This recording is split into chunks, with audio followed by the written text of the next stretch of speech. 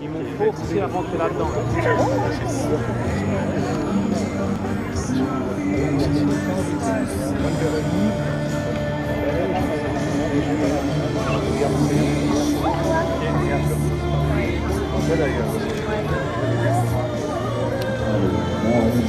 La trajectoire dans la boucle, la fameuse boucle de golf Kourou.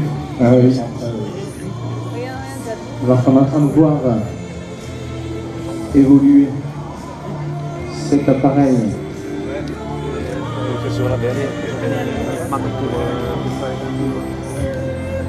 Alors que Christine Combe est demandée au quart podium de l'armée de l'air. Christine Combe, s'il vous plaît, votre fils est avec nous. Il est perdu. Oui, j'en avais mis la petite, mais si je mets là,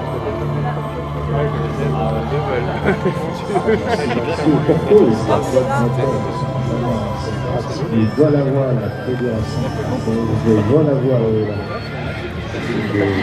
grande fédération française de l'aéronautique, passage rapide de l'ASK 21. En France, on peut commencer la formation officiellement de l'âge de 14 ans pour voler en planeur, donc c'est un rôle formateur de la pratique du planeur pour que cette pratique des jeunes puisse sur un carrière dans l'aéronautique. On a passé à la boutique avec les qui est par Danny Golden qui va faire sa ligne de retraite dans cette programme avec toute la puissance de son moteur, et les reliefs sont capacité qui développe environ 360 chevaux. C'est un moteur standard de avion de voltige russe. C'est pas le moteur, le Sukhoi 31, le voltige russe. Apporté d'ailleurs le plus d'Europe avec une rail magnifique. Eh bien, l'année prochaine, il y aura le championnat du monde de voltige aérienne olympique qui sera organisé. L'année dernière, c'était à Châteauroux, en France. On a vu la victoire de Alexandre Orlovski. Alexandre Orlovski fait partie de l'équipe de voltige de l'armée de l'air. Et donc, championnat du monde aura lieu l'année prochaine du côté de l'Afrique du Sud sur une base de la Swiss African Air Force, l'armée de l'air sud-africaine, une base militaire, je crois. Cette base est pas très loin du parc Kruger, si vous venez en nature, si vous avez la chance d'aller en nature. Vous prenez l'avion, vous allez à Johannesburg, et vous allez assister à ces championnats du monde de voltige aérienne où on espère que la France gagnera ses deux titres de champion du monde individuel, si bien pour Alexandre Orlovski que pour Aude Le Mordant, puisque Aude Le Mordant, qui est pilote de ligne chez Air France sur Boeing 1677 avec copilote, a décroché 2 fois le titre de championnat du monde de voltige, une fois en 2013 aux États-Unis, au Texas, et puis une deuxième fois l'année dernière à Châteauroux. Les amis suisses qui sont en vol. On parlait de Pilatus tout à l'heure, et bien là vous avez un Pilatus. C'est Pilatus très fort, en train de voler. Vous voyez toutes ces chroniques dans le Fanal d'Aviation, c'est une livre de l'aéronautique, on a vu en 2025. Voilà, on salue notre ami suisse, qui passe, il est salué d'ailleurs.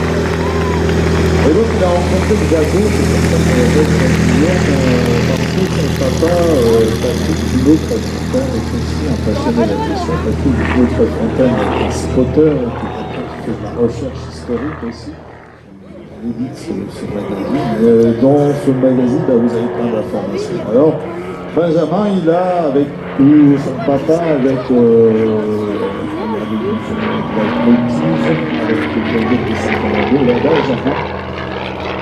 avec toute cette fréquentation, il y a un jour, il a dit moi je veux devenir pilote. Et il a fait tout ce qu'il faut pour devenir pilote. Il a fait l'école de l'air, il est pilote de chasse aujourd'hui.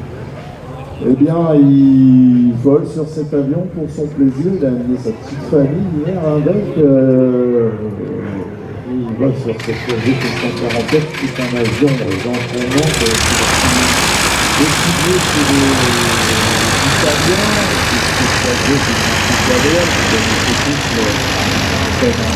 le scooter qui a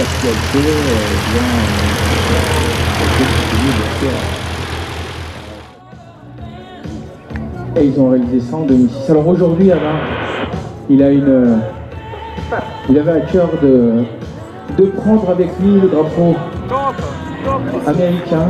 Il est américain, Alain, en ce 11 septembre, pour rendre hommage à toutes ces victimes. Oui, j'ai parlé tout à l'heure avec Adam, je l'ai expliqué justement avec ce drapeau, il avait beaucoup d'émotions dans la voix. Parce que pour eux, les Américains, aujourd'hui, c'est une journée de commémoration et c'est très important.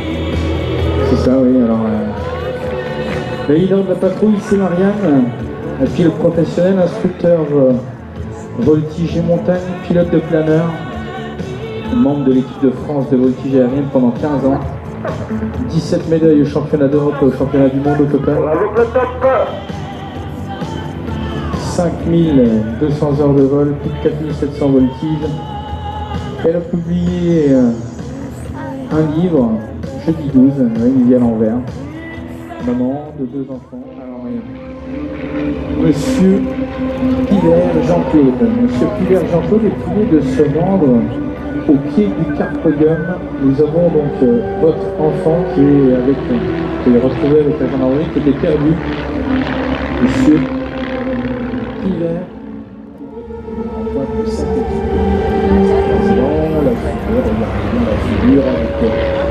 Cette figure pour toutes les personnes qui sont sur le terrain et notamment toutes les Excursion 7 ans. Ah la dame. Magnifique, les captains. Très difficile à faire avec cet appareil. que j'ai dit parce que j'ai des reflets du Laura, basés sur les Zacha, qui sont tous les deux des pilotes qui exercent à Melbourne. Cette patrouille est animée par 3 copains, avec des virages sur la base de l'Express, ils doivent faire du 2000, et donc... Donc maintenant devant vous un passage en colonne avec l'avion de l'ennemi qui est derrière et un étagement négatif par rapport au gars.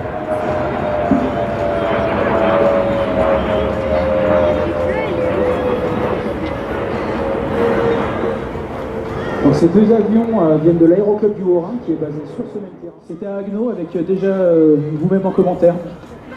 Tout à fait, tous les deux on était là. C'est ça. Un croisement, une percussion. Ensuite, les deux avions ramenés l'axe de présentation pour faire devant vous un croisement devant le centre qui est donc le Carpe Diem. Et voilà.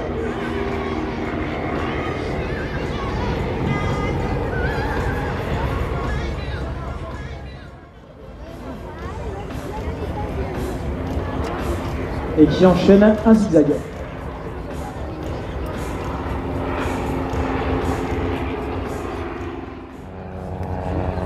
Et donc là, vous allez voir ce qu'on appelle le croisement lent rapide.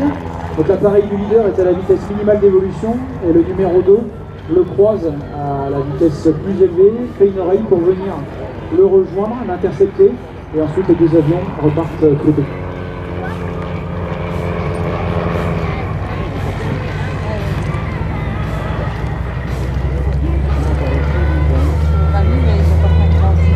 Mathieu il est timide, je lui dis tu me tutoies Mathieu. Parce qu'il a ouvert la boîte, moi je dis ça.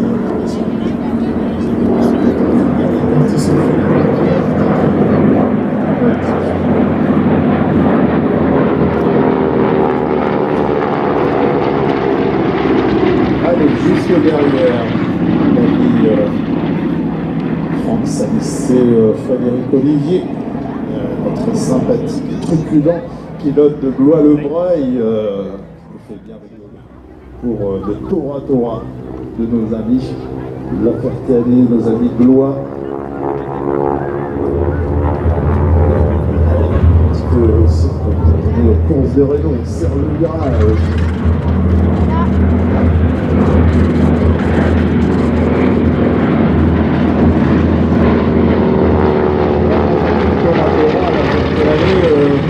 Il y a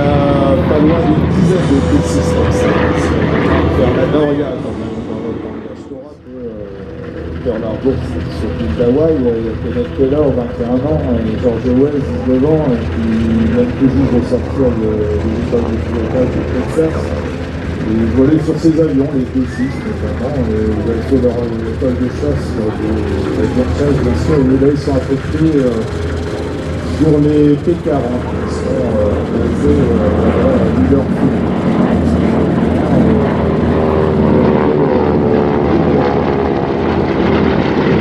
De promotion de TPS sont affectés au 18e Cambridge au 17 et puis à l'époque c'est la vie facile, c'est l'American Way of Life. Le matin on fait l'entraînement, l'après-midi libre, suivi par l'entraînement japonais qui attaque le terrain, donc ils essuient des rafales. Bien sûr, 10 minutes plus tard, ils décollent dans leur malheureusement, donc font le temps de mission, au loin ils aperçoivent du calimoteur du 17 et puis Taylor attaque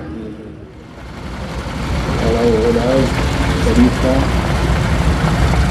Juste après il y a Frédéric Olivier, Loi Aéropassion, sympathique association. Frédéric.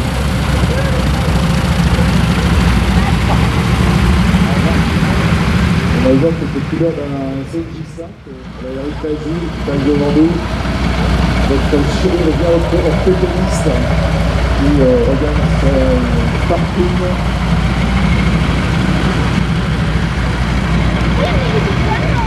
Voilà, le truc plus cher et de mauvaise qualité. Les magasins de la Vendôme, du pas d'ici, c'est sûr, ça veut dire on est courant,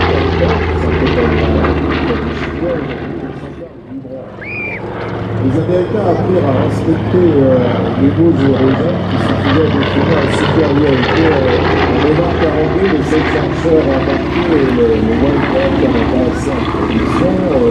De nombreux historiens ont insisté sur le fait que les héros étaient une copie soit du X-143, soit du Yugdrasil. Mais la philosophie de conception qui permettait aux chasseurs nippons d'être plus légers, il n'y avait pas de blindage dans le body, il n'y avait pas de réservoir auto-obturant. Un réservoir qui se obturait s'il y avait gagné le moindre kilo pour gagner un peu de poids en déplaçant par exemple l'articulation de l'aile repliable pour ça. Regarder la cartouche d'arbitrage dans la soupe de l'Avenger de l'ami Charlie Frexel et son association Charlie Daly. C'est grâce à Charlie et à Laurent Frexel. Et donc, Tristan Martin, lui, il avait créé et donc, on lui fait un petit peu avec. Le bien que vous avez devant vous,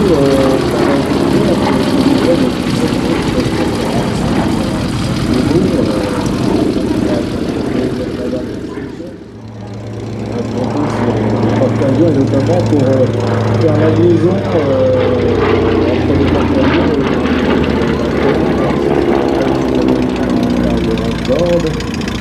et le 17 juin 1956, il est retiré du service de sécurité après avoir eu 800 litres de vol et il passe de main en main. Il est arrivé en Grande-Bretagne en 1989, c'est-à-dire en 2000.